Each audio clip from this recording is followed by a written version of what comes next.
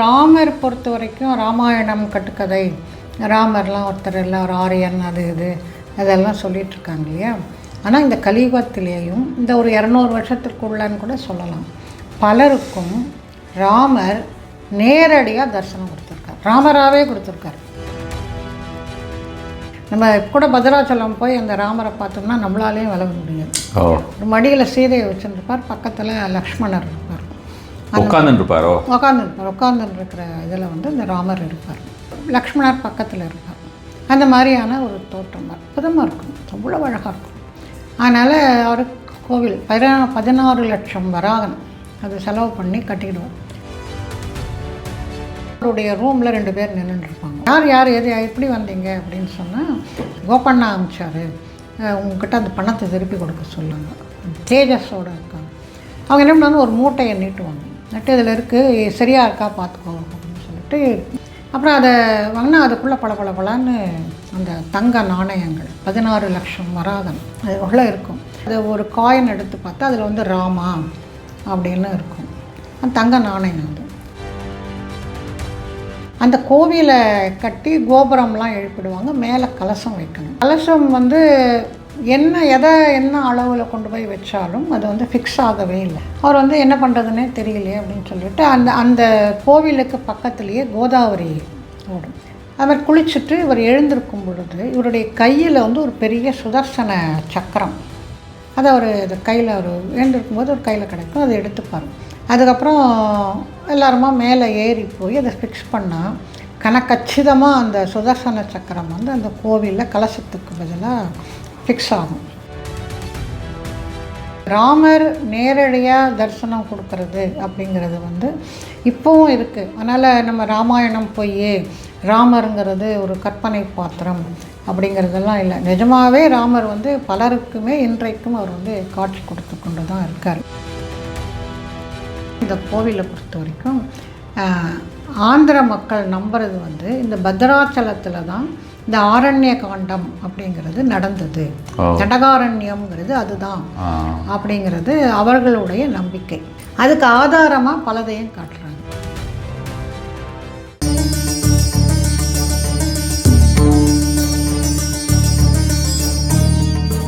நமசிவாய. இந்த ஜெய் ஸ்ரீராம் சொல்லிட்டு புக்கு இந்த எழுதியிருந்ததா நம்ம பேசிகிட்டு இருந்தோம் இப்போ. ஸோ இப்போ அவருடைய ஓவரால் ட்ராவல் அப்படின்ற மாதிரி இதை பற்றியே நம்ம ஏற்கனவே கூட நம்ம வேற ஒரு தடவை பேசும்பொழுது இங்கே இதில் நம்ம ஸ்ரீலங்கா டூரில் பற்றி பேசும்பொழுது இங்கே நம்ம மெட்ராஸில் ஒரு ரெஃபரன்ஸ் கொடுத்துருந்தோம் இல்லையா, இங்கே மங்களநாதேஸ்வரர் அங்காவா சீதை வந்து கோயம்பேடில் சீதை வந்து இது பண்ணினா ப்ரெக்னெண்ட்டாக இருக்குச்சு அப்படின்ற மாதிரியான விஷயமா. இப்போ இந்த ஸ்ரீராம்னு பேர் வச்சிருக்கேன், இங்கே எதில் வந்து உங்களுக்கு பத்ராச்சலம் இது எங்கே இருக்குது அப்படின்னு சொன்னால் ஆந்திராவில் இருக்குது. ஓகே, ஆந்திராவில் இருக்குது.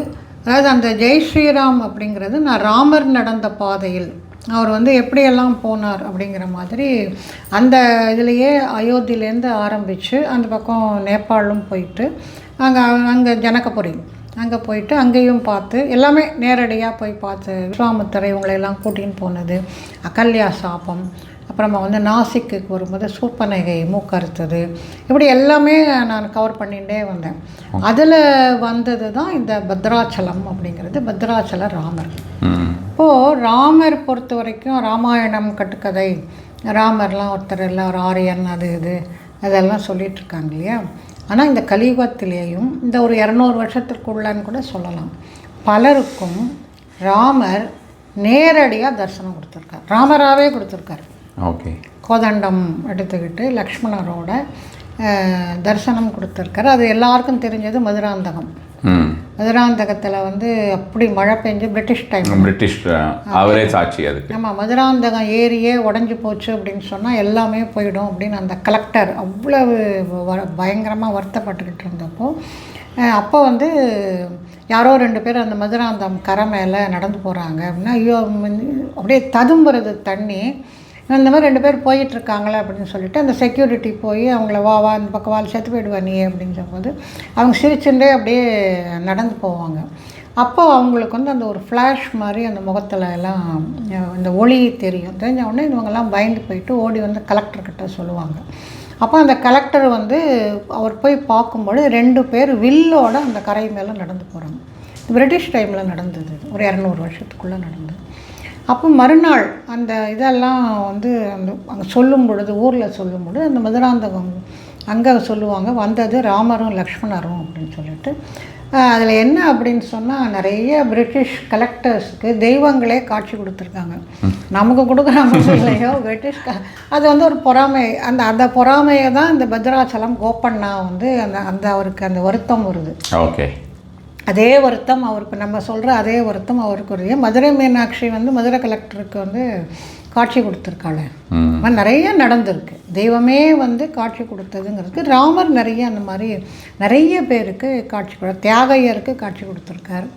அவர் வந்து அந்த 4 பேர் அவங்க ஆஞ்சநேயரோடு வந்து அவங்க வீட்டில் ராத்திரியெல்லாம் உட்காந்துருந்து அவங்களோட சாப்பிட்டுட்டு அவர் கிளம்பி போகிறார். மறுநாள் அந்த காலையில் அவர் கிளம்பி போன பிறகு தான் தியாகையருக்கு தெரியறது வந்தது வந்து ராமரும் சீத்தையும் லக்ஷ்மணரும் ஆஞ்சநேயரும் வந்திருக்காங்க அப்படின்ட்டு. இதெல்லாம் உண்மையாக நடந்த விஷயங்கள். அதே மாதிரி உண்மையாக ராமர் அந்த மாதிரி நடத்தி கொடுத்த ஒன்று தான் இந்த பத்ராச்சலம் அப்படிங்கிறது. இந்த பத்ராச்சலத்துக்கு கிட்ட அவர் வந்து கோப்பண்ணா அப்படின்னு சொல்லிட்டு ஒருத்தர் ஒரு கிராமத்தில் அவர் பிறக்கிறாரு, வளர்கிறாரு, ரொம்ப புத்திசாலியாக இருக்கார்.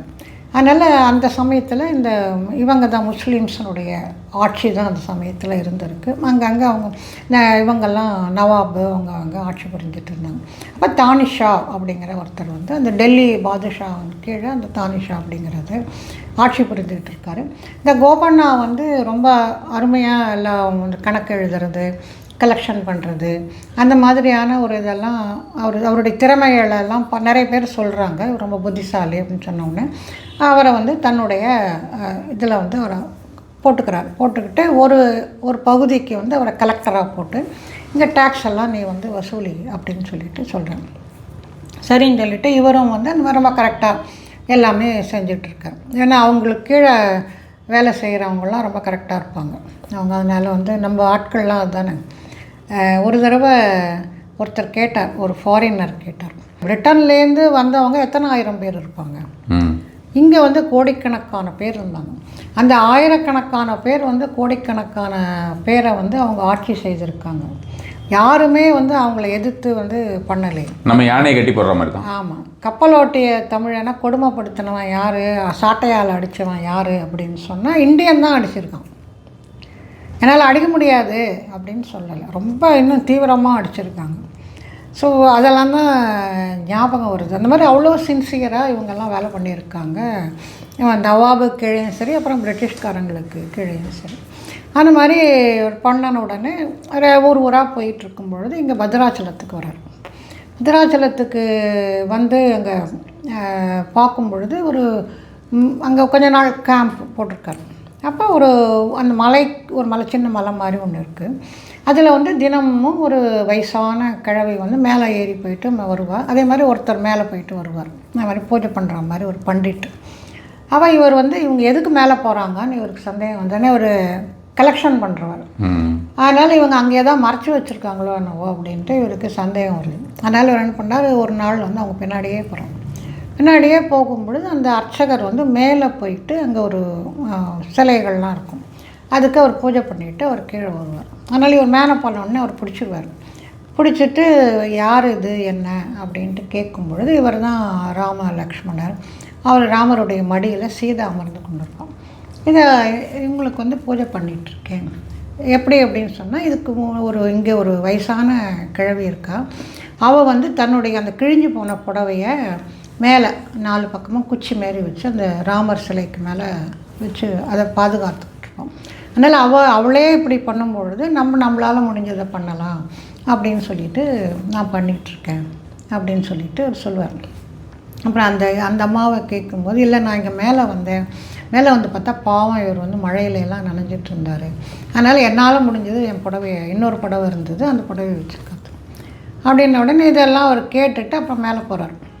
அவங்களாம் திரும்பி வந்துட்டுருக்கார். திருப்பி மேலே போயிட்டு அந்த ராமரை பார்த்த உடனே இவர் அவ்வளோதான், அப்படியே அந்த ராமரை வந்து அப்படியே ஒரு ஆக்கர்ஷணமாக இவரை வந்து இது பண்ணிட்டு பார்த்த உடனே இவருக்கு அப்படியே பேர்பட்ட ராமர் இவர் வந்து இந்த மாதிரி இங்கே இருக்கார் அப்படின்னு சொல்லிட்டு அவர் என்ன பண்ணுறாரு, இவர் கலெக்ட் பண்ண இதில் கண்டிப்பாக நம்ம இந்த கோவில் கட்டணும், இவருக்கு நல்லபடியாக கட்டணும் அப்படின்னு சொல்லிட்டு இவர் பண்ண அந்த டேக்ஸ் பணம் பூராவும் அது என்ன பண்ணுறாரு, இந்த கோவிலை கட்ட ஆரம்பிச்சு. அவரால் முடியல, அந்த இடத்த விட்டு அவரால் விலக முடியல. நம்ம கூட பத்ராச்சலம் போய் அந்த ராமரை பார்த்தோம்னா நம்மளாலேயும் விலக முடியும். ஒரு மடியில் சீதையை வச்சுருப்பார், பக்கத்தில் லக்ஷ்மணர் இருப்பார், உட்காந்துருக்கிற இதில் வந்து இந்த ராமர் இருப்பார், அந்த லக்ஷ்மணர் பக்கத்தில் இருப்பார். அந்த மாதிரியான ஒரு தோற்றம் அற்புதமாக இருக்கும், அவ்வளோ அழகாக இருக்கும்.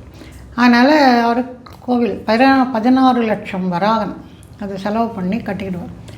இந்த மாதிரி இவர் பண்ணுறாருனோடனே அதுக்கு எத்தனை பேர் இருப்பாங்க கொழுமுட்டுறதுக்கு. அதனால் அந்த தானிஷாட்ட போய் சொல்லிவிடுவாங்க, இந்த மாதிரி நீங்கள் நாட்டில் கலெக்ட் பண்ணதெல்லாம் வச்சு கோயில் கட்டுறாரு அப்படின்னோடனே உடனே அவனை இழுத்து கொண்டு வா அப்படின்னு சொல்லிட்டு கட்டளை போட்டோடனே அவர் கூட்டின்னு வந்துட்டு சொன்னோடனே அவர் சொல்லுவார், இந்த மாதிரி ராமர் அங்கே இருக்கார், அவருக்கு கோவில் கட்டி அவருக்கு வந்து ஆராதனை எல்லாம் பண்ணால் நாட்டுக்கு நல்லது, உங்களுக்கும் நல்லது, இந்த நாட்டுக்கு சுபிக்ஷம் வரணும், நல்லது நடக்கணும் அப்படிங்கிறதுக்கோசம் தான் நான் பண்ணுறேன், எனக்காக பண்ணல அப்படின்னு. அதெல்லாம் அவர் ஒத்துக்க மாட்டார். நீ வந்து அந்த பணத்தை நீ வெயி, அப்படி இல்லை அப்படின்னு சொன்னால் வந்து உன்னை வந்து நான் ஜெயிலுக்கு அனுப்புகிறேன் அப்படின்னோடனே இவர்கிட்ட ஏது பணம், இவர் வந்து கட்டிக்கிட்டு இருக்கார். அதனால் அவங்க ஜெயிலில் போட்டுருவாங்க. போட்டுட்டு 12 வருஷம் ஜெயிலில் வந்து அவ்வளவு கொடுமைப்படுத்துவாங்க அவரை. தினமும் சாட்டையால் அடிக்கிறது, அப்புறம் இங்கெல்லாம் கட்டி அவரை வந்து ஊர்ந்து போகிற மாதிரி, எப்படி அது வரைக்கும் கோயில் நிற்கிறது அப்படியே.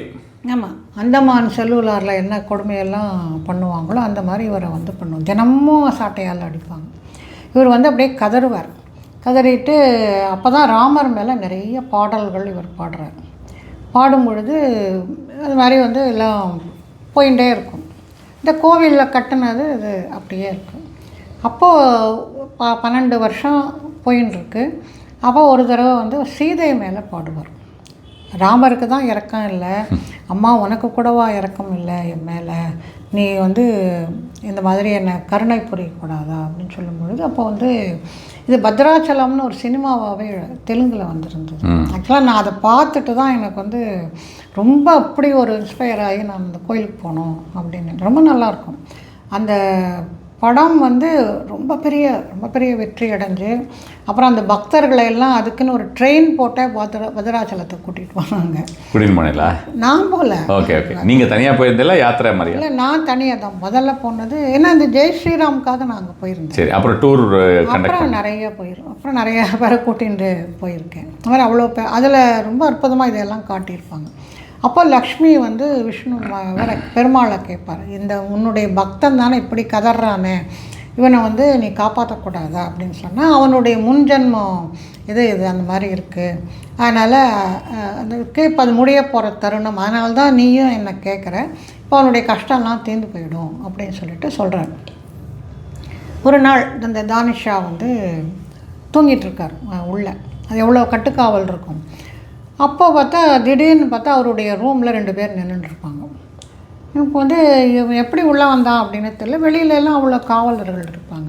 யார் எது எப்படி வந்தீங்க அப்படின்னு சொன்னால், என்னை இவர் அனுப்பிச்சார், கோபண்ணா அனுப்பிச்சார் உங்ககிட்ட அந்த பணத்தை திருப்பி கொடுக்க சொல்லி அப்படின்னா. இவருக்கு கோபம் வரணும், அதுவும் வரல, ஏன்னு தெரியல. அவங்கள பார்த்தா அப்படி ஒரு இதுவாக இருக்காங்க, தேஜஸோடு இருக்காங்க. அவங்க என்ன பண்ணாலும் ஒரு மூட்டையை நீட்டுவாங்க, நட்டு இதில் இருக்குது, சரியாக இருக்கா பார்த்துக்கோ அப்படின்னு சொல்லிட்டு என்ன பண்ணுறதுனே தெரியல அவருக்கு. அப்புறம் அதை வாங்கினா அதுக்குள்ளே பளபளன்னு அந்த தங்க நாணயங்கள் 16 லட்சம் வராகன் அது உள்ளே இருக்கும். அவர் எங்கே என்றது அப்படின்னு சொல்லிவிட்டு அவங்க என்ன பண்ணுவாங்க, நீ இதை கொடுத்துட்டேன்ல, நீ வந்து அவனை விடுதலை செய்ய அப்படின்னு சொல்லிவிட்டு அவங்க போய் நடந்து போய்கிட்டே இருப்பாங்க. கதவு சாத்தி இருக்குது, எல்லாம் இருக்கும். இவர் அப்படியே பிரமிச்சு போய் நிற்பார். நின்றுட்டு அதுக்கப்புறமா வந்து அது ஒரு காயின் எடுத்து பார்த்தா அதில் வந்து ராமா அப்படின்னு இருக்கும், தங்க நாணயம் அது. அதுக்கப்புறம் அமைச்சர் அவங்கள இருந்தால் ஹிந்துக்கள் அவங்களையெல்லாம் கூப்பிட்டு கேட்கும்பொழுது, ஐயோ நீங்கள் எவ்வளோ பாக்கியசாலி, வந்து உங்களுக்கு ராமரும் லக்ஷ்மணருமே வந்து காட்சி கொடுத்துருக்காங்க அப்படின்னு சொல்லிட்டு அவங்களாம் சந்தோஷப்படுவாங்க. இவர் அந்த பணத்தை இதெல்லாம் விட்டுட்டு நேராக ஜெயிலுக்கு ஓடுவார் தானிஷா. அவர் ஓடி அவர் கதவை திறந்துட்டு, ஐயா நான் உங்களை மன்னிச்சுக்கோங்க, நான் உங்களை வந்து இவ்வளோ கஷ்டப்படுத்திட்டேன் அப்படின்னு சொல்லிட்டு காலில் விழுந்து ஒரு நமஸ்காரம் பண்ணோம்.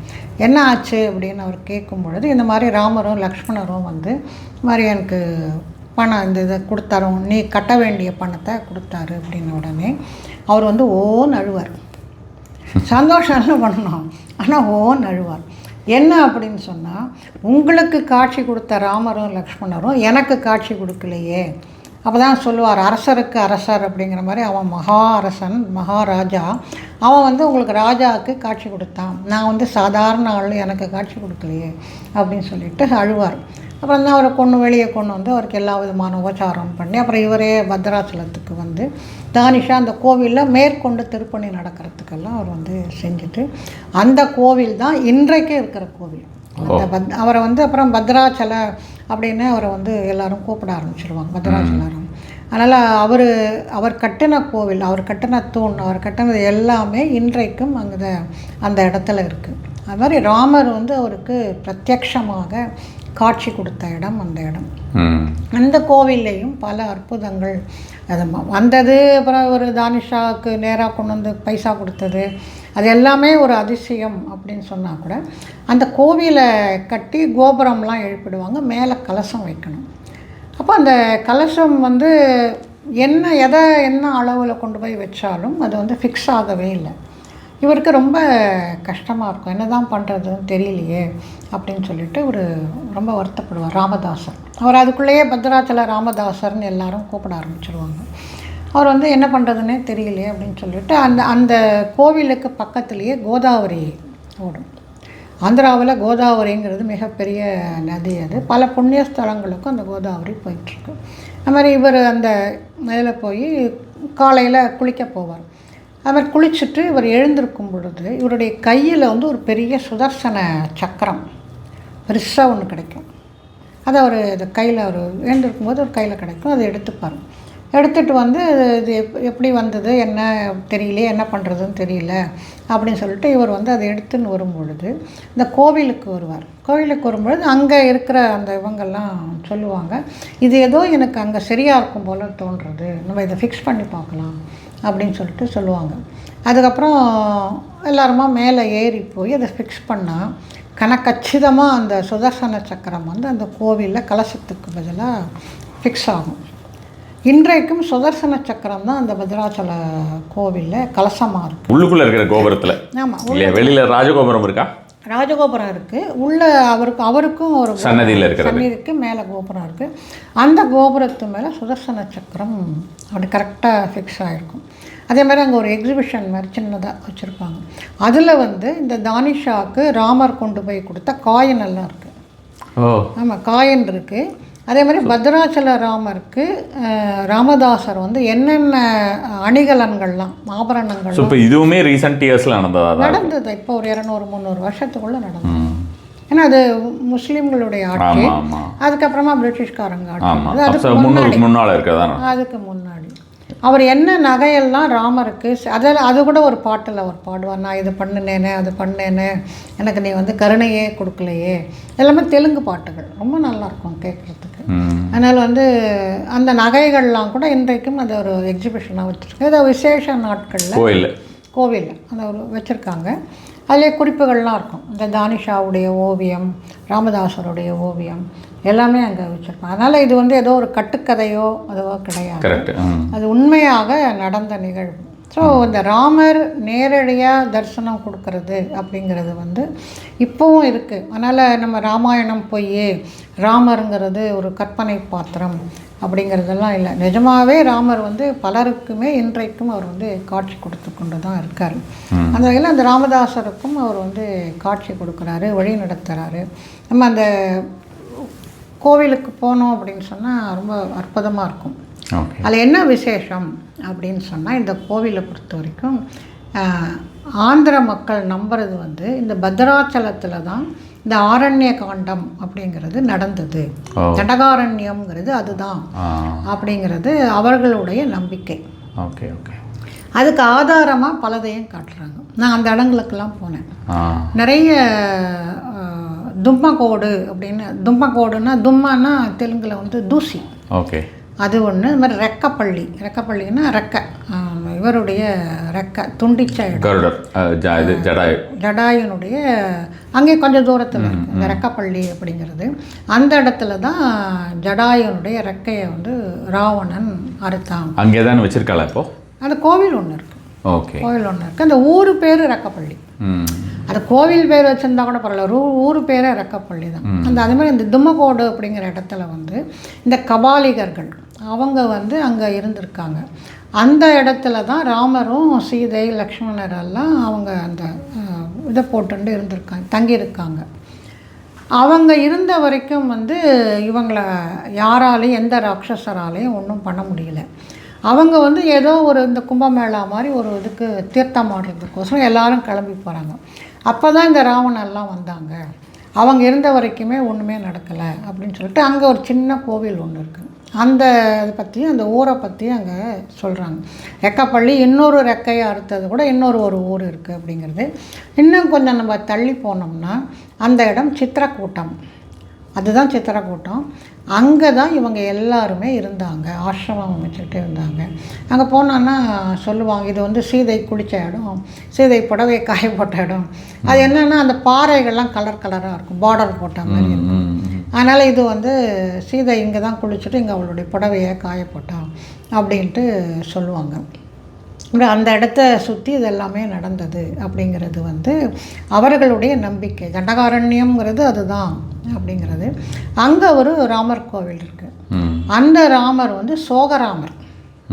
அவர் ராமரும் லக்ஷ்மணரும் மட்டும் அங்கே இருப்பாங்க. அம்பாளை தேடின்னு வரும்போது ஆமாம், சீதை இருக்க மாட்டேன். ஏன்னா அங்கேருந்து ராவணன் தூக்கின்னு போயிட்டு அதை வந்து ஒரு சின்ன சின்னதாக பொம்மைகள் மாதிரி அந்த இடத்துல வச்சுருப்பாங்க. ராவணன் தூக்கிட்டு போகிற மாதிரி, சீதை தரையில் படுத்துட்ருக்கிற மாதிரி, அப்படியெல்லாம் இன்றைக்கும் அவங்க அங்கே வச்சுருக்காங்க அந்த சித்திரக்கூட்டு இதில். அதில் இந்த சோகராமர் அப்படிங்கிறவர் இருக்கார். அந்த ராமர் கோவிலுங்கிறது அங்கே இருக்குது. அங்கே என்ன சொல்லுவாங்க அப்படின்னா, இந்த கோவிலில் எந்த பிரார்த்தனை பண்ணிட்டாலும் அது நிச்சயமாக நிறைவேறும், ராமர் நிறைவேற்றி கொடுப்பார். ஏன் அப்படின்னா அவர் கஷ்டத்தில் இருக்கிறதால அவருடைய கஷ்டம் வந்து அவருக்கு புரியும் அப்படிங்கிற. பத்ராச்சல ராமர் மாதிரி 12 வருஷம் வெயிட் பண்ண வைக்கல. ஆமாம், அதனால் வந்து உடனடியாக தீர்த்து வைப்பார். நிறைய அந்த கோவிலுக்கு நிறைய பேர் வருவாங்க. அதுவும் மிகப்பெரிய அந்த கோதாவரி அகண்ட காவேரி போயின்னு இருக்கும். அதனுடைய இடத்துல தான் இந்த சித்திரக்கூட்டம், இந்த சோகராமர் கோவில்லாம் இருக்குது. அதே மாதிரி இந்த பக்கம் நடுவில் பத்ராச்சலம் இருக்குது. பத்ராச்சலம் இந்த பக்கம் போனோம்னா சித்திரக்கூட்டம். இப்படி போனோம் அப்படின்னு சொன்னால் ஒரு மலை மேலே வந்து ஒரு கோவில் இருக்குது. அந்த கோவிலில் மேலே வந்து ராமர் கோவில் இருக்கும். மலை மேலே ராமர் கோவில் இருக்கும். அந்த ராமர் என்ன அப்படின்னு சொன்னால் அவர் தியானம் பண்ணுறவர். அவர் வந்து யோகராமர். அவர் உட்காந்துருக்கிற மாதிரி இருக்கும். லக்ஷ்மணர் பக்கத்தில் இருப்பார். அவர் வந்து தென் திசையை பார்த்துக்கிட்டு இருப்பார். அதாவது வந்து ஸ்ரீலங்காவை பார்த்துட்டு இருப்பார். அவர் வந்து யோகராமர். அங்கே வந்து உட்காந்துட்டு இவங்க தூக்கின்னு போயிட்டதால் அங்கே உட்காந்துட்டு ஒரு யோகத்தில் ஆழ்ந்திருக்கார், தியானத்தில் தவத்தில் ஆழ்ந்திருக்கார். சீதையை கண்டுபிடிக்கணும், எப்படி கண்டுபிடிக்கிறது? அப்போ ஒன்றுமே வழியே தெரியாது. அவங்க தெற்க வரலை, சுக்ரீவனை பார்க்கல, கிஷ்கிந்தாக்கெல்லாம் வரல. அப்போ அதனால் இது எப்படி நம்ம போனோம்னா சீதையை பார்க்க முடியும் அப்படின்னு அந்த இது கிடைக்கணும், விஷன் கிடைக்கணும் அப்படிங்கிறதுக்கோசம் அவர் அங்கே தவம் இருக்கார். ஸோ அவர் வந்து அங்கே யோகராமராக இருப்பார். அவர் யோகராமர், இவர் வந்து சோகராமர். பத்ராச்சலத்தில் இருக்கிறவர் போகராமர். ஏன்னா அவருக்கு எல்லா நகைகள் எல்லாம் அங்கே வந்து பிரமாதமாக இருக்கும். சீதையோட சீதையை மடியில் வச்சுக்கிட்டு உட்காந்துருக்கார், சந்தோஷமாக இருக்கார். அதனால் போகராமர். பொதுவாக பத்ராச்சலம் போகும்போது இந்த 3 ராமர்களையும் பார்க்கணும் அப்படிங்கிறது ஒரு ஐதீகம். நான் முதல்ல ஜெய் ஸ்ரீராம் எழுதுறதுக்கோசரம் போனப்போ இது எல்லாமே பார்த்து, இந்த ரெக்கப்பள்ளி பார்த்துட்டு, இந்த தும்மகடா பார்த்துட்டு, எல்லா இடங்களையும் அங்கே ஃபுல்லாக பார்த்துட்டு வந்தோம். எல்லாம் பார்த்த பிறகு அப்புறம் பத்ராச்சலம் கோயிலுக்கு போனப்போ அங்கே ஒரு பூஜை பண்ணுறவர் இருந்தார், பட்டாச்சாரியார் இருந்தார், நம்மளவர். அவர்கிட்ட கேட்டேன், இந்த மாதிரி வந்து எங்கேயோ நாசிக்கில் நடந்தது, அதுக்கப்புறம் தண்டகாரண்யத்தில் அவங்க இருந்தாங்க, இதெல்லாம் அந்த பகுதி மகாராஷ்டிரா, உத்தரப்பிரதேஷ் அங்கேயெல்லாம் நடந்தது தானே, நீங்கள் எப்படி வந்து பத்ராச்சலத்தில் இந்த மாதிரி நடந்தது, அரண்ய காண்டம்ங்கிறது இங்கே நடந்தது அப்படின்னு இவ்வளோ ஸ்ட்ராங்காக நீங்கள்லாம் சொல்கிறீங்க? தமிழ்காரன் அப்படின்ட்டு கேட்டேன். அப்போ அவர் சொன்னார், ராமாயணம் அப்படிங்கிறது ஒரு யுகத்தில் மட்டும் நடந்த கதை கிடையாது, அதுதான் இது யுகந்தோறும் இந்த ராமாயணம் அப்படிங்கிறது நடந்துக்கிட்டே வருது. அதுதான் இப்போ வந்து பார்த்தோம்னாக்கா ஈவன் சயின்டிஸ்ட்ஸு எல்லாருமே ரிப்பீட்டடாக சில விஷயங்கள் சொல்கிறது ரொம்ப காலமாகவே இப்போ சொல்லிகிட்டு இருக்கா ஆஃப் லேட்டை. மல்டிபிள் டைமென்ஷன்ஸ்னு சொல்கிறோம் இல்லையா, மல்டிபிள் ரியாலிட்டிஸ், மல்டிபிள் டைமென்ஷன்ஸ்னு இப்போவே வந்து நம்ம வந்து நிறைய இப்போ நம்ம வந்து உதாரணத்துக்கு நான் வந்து சொல்கிறச்செல்லாம் வந்து பார்த்தோம்னா இந்த அப்சரஸ்கள், அதுக்கப்புறம் இந்த யக்ஷர்கள், யக்ஷினிகள் இப்படின்ற மாதிரியான விஷயங்களோ, தேவதைகள் இப்படிலாம் நம்ம வந்து சொல்லக்கூடிய நிறைய விஷயங்கள்லாம் சொல்கிறது எல்லாமே நம்மக்கிட்ட சூஷ்ம ரூபமாக இருந்துகிட்டே இருப்பா. அவளால் நம்மளை பார்க்க முடியும், நம்மளால் அவளை பார்க்க முடியாது அப்படின்ற மாதிரி. இதை வந்து ரிப்பீட்டடாக அதுக்கு நீங்கள் சொன்னேன் இல்லையா, இப்போ வேறு ஏதோ ஒரு இதில் வந்து நிறைய ஆர்டிகல் சப்மிட் பண்ணியிருக்காங்க, நிறைய ரிசர்ச் நடந்திருக்குன்னு, அது மாதிரி நிறைய ரிசர்ச்சர்ஸ் நிறைய விஷயங்கள் அது ரிப்பீட்டடாக அதை வந்து ப்ரூவ் பண்ணுற மாதிரியான எவிடன்சஸ் மாதிரியான விஷயங்கள் ரிப்பீட்டடாகவே இருக்குது. வேற்று கிரகவாசிகள் அப்படின்றதுன்றது வேறு. இப்போ நீங்கள் சொல்கிற இதே இதுதான். இப்போ வந்து இந்த ராமாயணம் அப்படின்ற மாதிரியாவோ இல்லை மகாபாரதமோ அது மல்டிப்புளாக வந்து அப்பப்போ அந்த காலகட்டங்களில் அந்த அவதாரங்களுமே வந்து வெவ்வேறு விதமாக தோன்றின்றே இருக்குது அப்படின்றது. நம்ம கூடயே இருக்கிறது நம்மளை பார்க்க முடியாது அப்படின்ற மாதிரி.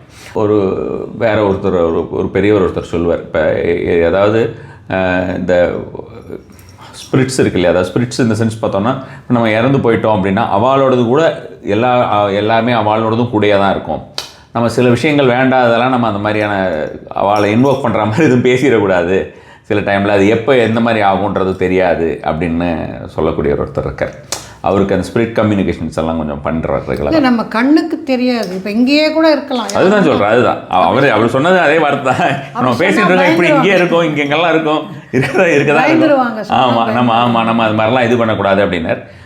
மேபி அது வந்து நம்ம ஹியர்ஸே அப்படின்ற மாதிரி நம்ம முன்னோர்கள் சொன்னா அப்படின்னு நினச்சிட்டா கூட அவெல்லாம் ஏதோ காலத்தில் சொல்லி வச்சுட்டா இவ வந்து அதை வந்து இப்போதான் அதை வந்து ப்ரூவ் பண்ணுறாங்க. ஆமாம். இல்லை இப்போவே கூட நம்ம இன்னொரு 10 வருஷத்துக்கு முன்னாடி நம்ம அந்த டைம் அப்படியெல்லாம் நிறைய திரைப்படங்கள் கூட வந்திருக்கு. அந்த டைமுக்கு நம்ம டைம் ட்ராவலிங் பண்ணி அப்போ போகலாம், போய் அங்கே நம்ம என்ன தப்பு பண்ணோமோ அதை வந்து கரெக்ட் பண்ணலாம் அப்படின்லாம் கூட சொல்கிறாங்க. இதெல்லாம் சாத்தியம். இதே மாதிரி இங்கே இப்போ இந்த மாதிரியே இன்னும் 7 உலகங்கள்லையும் இதே மாதிரி நடந்துக்கிட்டு இருக்கு. எல்லாம் நிறைய சொல்கிறாங்க.